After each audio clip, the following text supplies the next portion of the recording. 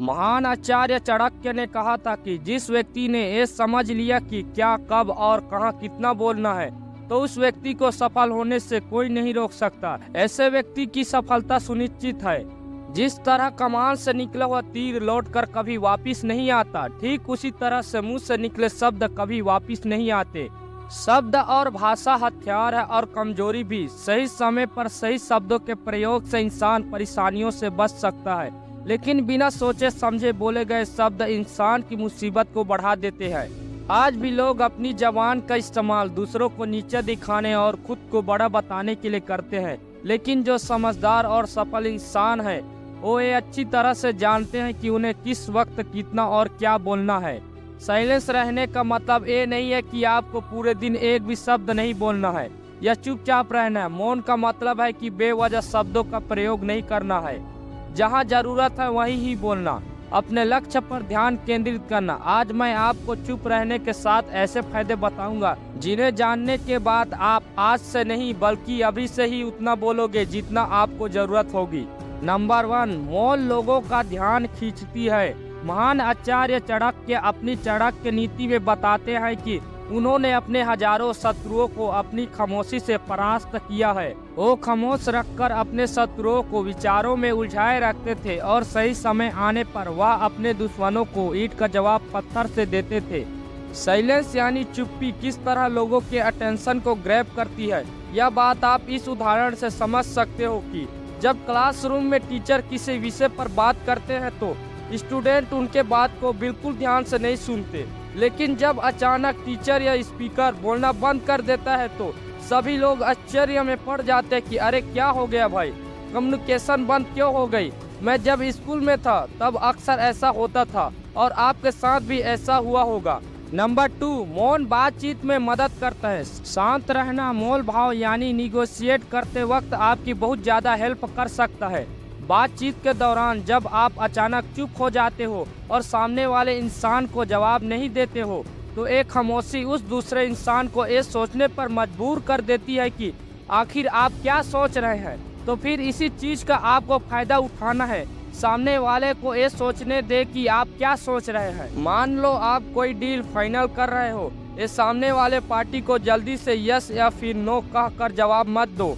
कुछ सेकंड का पोज लो। आपकी ये चुप्पी सामने वाले इंसान को परेशान करेगी और वो सामने वाला इंसान बोलकर अपनी खामोशी को भरना चाहेगा। उनको सारी बातें बोलने दे जिससे आपको बातचीत आगे बढ़ाने में मदद मिलेगी और आपका साइड बातचीत के दौरान ज़्यादा भारी रहेगा। नंबर 3, मौन आपको विश्वास बनाने में मदद करता है।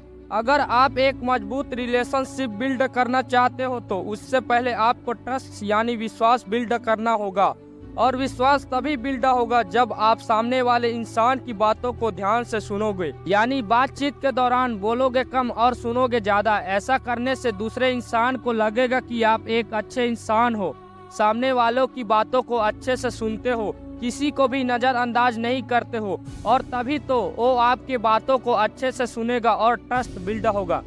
नंबर 4, उत्तर प्राप्त करें। आपने ऐसे कई सारे लोगों को देखा होगा जो कोई प्रश्न पूछने के बाद रुकते ही नहीं है, अपनी बकबक चालू रखते हैं या फिर दूसरों को बोलने का मौका ही नहीं देते हैं।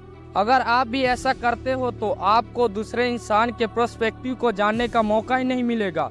लोग आपके प्रश्नों का जवाब ही नहीं देंगे, इसलिए कोई भी प्रश्न पूछने के बाद आप साइलेंस हो जाओ।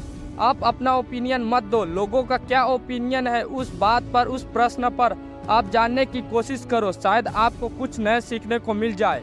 कुल मिलाकर आप प्रश्न पूछने के बाद जितना जल्दी चुप हो जाओगे आपको उतना जल्दी आंसर मिलेगा। स्वामी विवेकानंद जी, जो अपनी बुद्धिमत्ता और विडम्ब के कारण पूरी दुनिया में जाने जाते हैं, उनमें भी एक क्वालिटी देखने को मिलती है। वे भी अपने गुरु रामकृष्ण जी से जब भी कोई प्रश्न पूछते थे तो अपना ओपिनियन तो बाद में देते थे, लेकिन पहले प्रश्न पूछने के बाद तुरंत चुप हो जाते थे ताकि उनके गुरुदेव की क्या राय है उस प्रश्न को लेकर, उस बात को लेकर ये जान सके। नंबर 5, नम्र शक्ति। साइलेंस एक सॉफ्ट पावर है, मतलब एक ऐसी पावर है जिसकी मदद से आप सामने वाले से बिना लड़े हरा सकते हैं। इसका सबसे बेहतरीन उदाहरण है महात्मा गांधी जी, जो कि सत्ता और अहिंसा के मार्ग पर चले थे और बिना लड़े उन्होंने अंग्रेजों को धूल चटाई थी। महात्मा गांधी जी जानते थे कि अगर हमने अंग्रेजों से लड़ाई की तो हम उनसे कभी नहीं जीत पाएंगे। उन्होंने सॉफ्ट पावर का इस्तेमाल किया और अंग्रेजों को हराया। कई बार लड़ने से और झगड़ने से प्रॉब्लम सॉल्व नहीं होती, चुप रहने से और शांत हो जाने से प्रॉब्लम सॉल्व हो जाती है। नंबर 6, विचारशील मौन। द क्विट ब्रोक के ऑथर सुजैन चैन अपनी बुक में बताते हैं कि थॉटफुल साइलेंस कई सारी मुसीबतों से बचा सकती है। एक लड़का लैपटॉप खरीदने जा रहा था, तभी उसको रास्ते में वर्षों पुराना एक दोस्त मिलता है जो उसको बोलता है कि तुम जहां लैपटॉप खरीदने जा रहे हो उसी के पास में एक घर है, वहां ये सामान डिलीवर कर देना। वह अपने दोस्त को ना नहीं बोलता और उसका सामान ले लेता है, लेकिन जहां सामान डिलीवर करना था वो घर उस दुकान से काफी दूर था। उस आइटम को डिलीवर करने में उसका बहुत सारा समय बर्बाद हुआ। बाद में जब वह दुकान पहुंचा तो वह दुकान बंद हो चुकी थी। उसे अपने दोस्त के ऊपर बहुत ज्यादा गुस्सा आया। इसलिए हमेशा हाँ नहीं कहना चाहिए, ना कहने और साइलेंस के पावर को समझना चाहिए। इन सब बातों से आप ये समझ चुके होंगे कि साइलेंस में बहुत ज्यादा पावर है। साइलेंस के पावर को कम नहीं समझना चाहिए। साइलेंस आपको बहुत सारी मुसीबतों से बचा सकती है, और अगर आप भी इन बताई गई बातों को उतारते हो, जहां जरूरत हो वहीं बोलते हो, तो डेफिनेटली आपको बहुत ज्यादा फायदा होगा।